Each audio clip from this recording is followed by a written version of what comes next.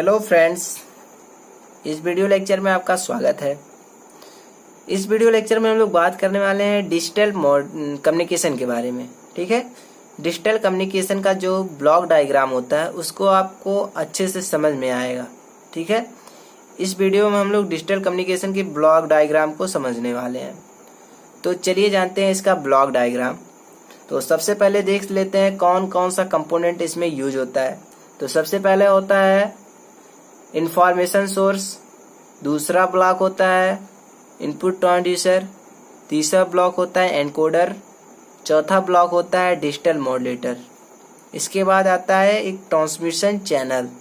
ठीक है, इसके बाद अगला जो ब्लॉक होता है वो डिजिटल डीमॉड्यूलेटर का होता है। इसके बाद जो अगला होता है डीकोडर का।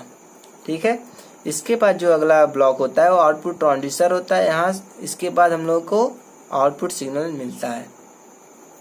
तो यहाँ से जो इनपुट ट्रांसड्यूसर है, यहाँ से लेके डिजिटल मॉड्यूलेटर, यह तीनों जो ब्लॉक होता है वो ट्रांसमीटर में आता है। ठीक है, और जो ये तीनों ब्लॉक है वो रिसीवर में आता है। डिजिटल डीमॉड्यूलेटर, डीकोडर और आउटपुट ट्रांसड्यूसर, ये तीनों ब्लॉक रिसीवर में आता है।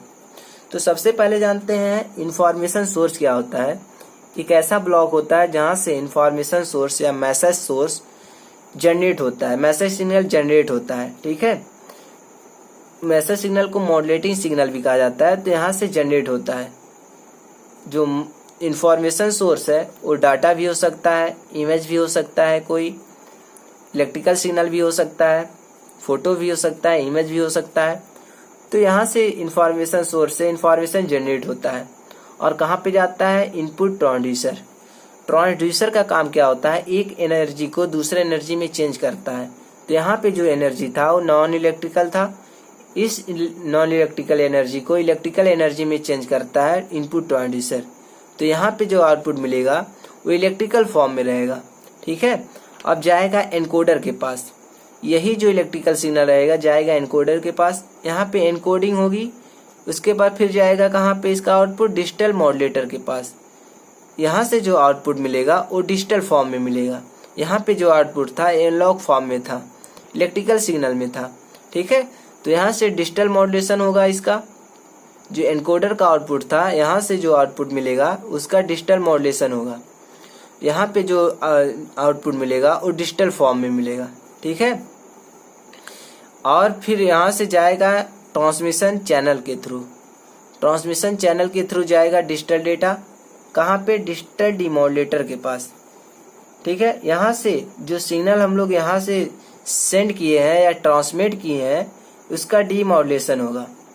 ठीक है, तो डिजिटल डीमॉड्यूलेशन यहाँ पे होगा। फिर आएगा कहाँ पे, डिकोडर के पास।